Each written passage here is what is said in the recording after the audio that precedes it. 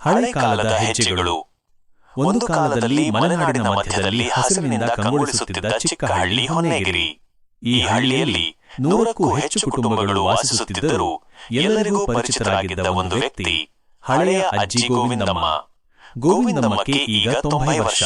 ಬೆಳ್ಳಿಯಂತಹ ಕೂದಲು, ಅರಿವಿನ ಕಣ್ಣುಗಳು, ನಿಧಾನವಾದ ಹೆಜ್ಜೆಗಳು. ಅವಳು ನೋಡಿದರೆ ಕಾಲವೇ ನಿಂತಂತೆ ಅನಿಸುತ್ತಿತ್ತು.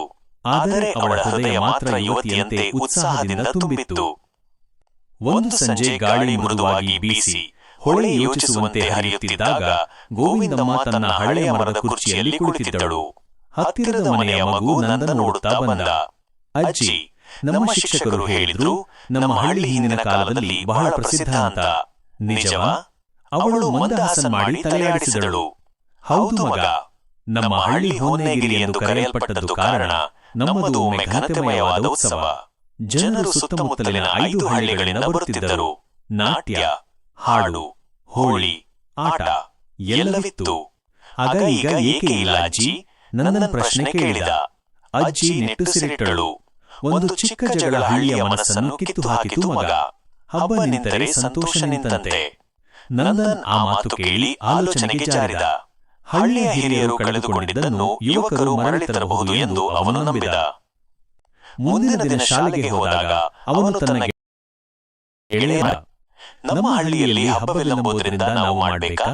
ಮತ್ತೊಂದು ಹುಡುಗಿ ಏಕತಾ ಹೇಳಿದಳು. ಆಹಾ, ಇದೇ ಸಮಯ. ನಾವು ಮಕ್ಕಳು ಪ್ರೇರೇಪಿಸಿದರೆ ಹಿರಿಯರು ಸಹ ಸಹಕರಿಸುತ್ತಾರೆ. ಅವರು ಶಾಲೆಯ ಶಿಕ್ಷಕಿಯನ್ನು ಸಂಪರ್ಕಿಸಿದರು. ಆಕೆ ಈ ಯೋಚನೆಯನ್ನು ಕೇಳುತ್ತಿದ್ದಂತೆಯೇ ಉತ್ಸಾಹಗೊಂಡರು. ನಾವು ಮಾಡೋಣ. ಎಲ್ಲರೂ ಸೇರಿ ಹಳ್ಳಿ ಹಬ್ಬವನ್ನು ಮತ್ತೆ ಜೀವಕ್ಕೆ ತರುವಂತೆ ಪ್ರಯತ್ನಿಸೋಣ. ಮಕ್ಕಳು ಮನೆ ಮನೆಗೆ ಹೋಗಿ ಪ್ರತಿ ಕುಟುಂಬ ಮತ್ತು ಹಿರಿಯರ ಜೊತೆ ಮಾತನಾಡಿದರು.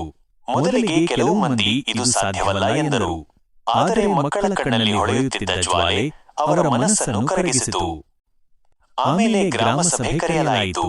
ಗ್ರಾಮದ ಹಿರಿಯರಾದ ರಂಗಪ್ಪ, ಗಂಗಾಧರ, ಮಲ್ಲಮ್ಮ ಇವರು ಎಲ್ಲರೂ ಸೇರಿದರು. ಗೋವಿಂದಮ್ಮ ಕೂಡ ತನ್ನ ಲಾಠಿಗೆ ಆಧಾರವಾಗಿ ಬಂದು ಕುಳಿತಳು.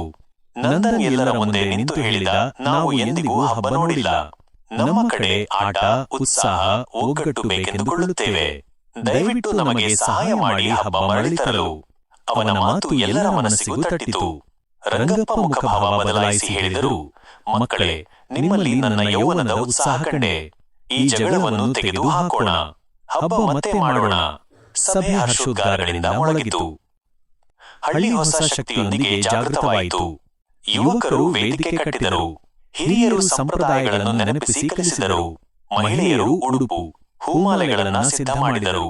ಮಕ್ಕಳಾದರೂ ಹಾಡು, ನೃತ್ಯ ಅಭ್ಯಾಸದಲ್ಲಿ ತೊಡಗಿದರು. ಹಳ್ಳಿ ಮನೆಗಳಲ್ಲಿ ಸಂಭ್ರಮದ ಸದ್ದು ಕೇಳಿಬರುತ್ತಿತ್ತು. ಗೋವಿಂದಮ್ಮ ಈ ಎಲ್ಲಾ ತಯಾರಿಯನ್ನು ನೋಡಿದಾಗ ಕಣ್ಣೀರಿಟ್ಟಳು. ಇಷ್ಟು ವರ್ಷ ಬಯಸಿದ ದೃಶ್ಯ ಮತ್ತೆ ಕಾಣುತ್ತಿದ್ದೀನಿ ಎಂಬ ಸಂತೋಷ. ಮೊದಲ ಬಾರಿಗೆ 15 ವರ್ಷಗಳ ಬಳಿಕ ಹೊನ್ನೇಗಿರಿ ಹಳ್ಳಿ ಬಣ್ಣಗಳಿಂದ ಹೊಳೆಯುತ್ತಿತ್ತು. ಬೆಳಗ್ಗೆ ಮಂಗಳವಾದ್ಯಗಳು, ಅದಕ್ಕೆ ಮಕ್ಕಳು ನೃತ್ಯ, ಮಧ್ಯಾಹ್ನ ದನಗಳ ಮೆರವಣಿಗೆ, ಸಂಜೆ ಜನಪದ ನಾಟಕ, ಜಾತ್ರೆ, ಕುಣಿತ. ಗೋವಿಂದಮ್ಮ ವಿಶೇಷವಾಗಿ ಅತಿಥಿಯಾಗಿ ಕರೆಸಲ್ಪಟ್ಟಳು.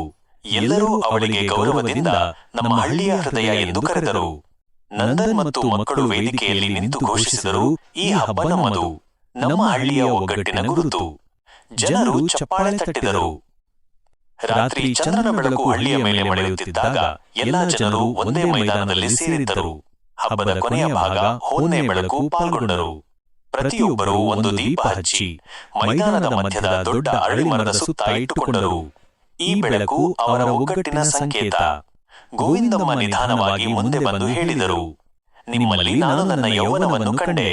ಈ ಹಳ್ಳಿ ಮರುಹುಟ್ಟಿದೆ. ಇನ್ನು ಮುಂದೆ ಇಂತಹ ಒಗ್ಗಟ್ಟು ಯಾವಾಗಲೂ ಇರಲಿ. ಅವಳ ಧ್ವನಿಯಲ್ಲಿದ್ದ ಭಾವನೆ ಎಲ್ಲರ ಮನಸ್ಸನ್ನು ಮೃದುವಾಗಿಸಿತು. ಆ ದಿನದ ನಂತರ ಹೊನ್ನೇಗಿರಿ ಹಳ್ಳಿ ಮತ್ತೆ ಸಂತೋಷ, ಒಗ್ಗಟ್ಟು ಮತ್ತು ಸಂಸ್ಕೃತಿಯಿಂದ ತುಂಬಿತು. ಹಬ್ಬ ಪ್ರತಿ ವರ್ಷ ನಡೆಯತೊಡಗಿತು. ಯುವಕರು ಹಳ್ಳಿಯ ಪರಂಪರೆಯನ್ನು ಕಾಪಾಡಲು ಮುಂದಾದರು. ಗೋವಿಂದಮ್ಮ ತನ್ನ ಕೊನೆಯ ದಿನಗಳವರೆಗೆ ಈ ಸಂತೋಷವನ್ನು ಆನಂದಿಸುತ್ತಾ ಬಾಳಿದರು.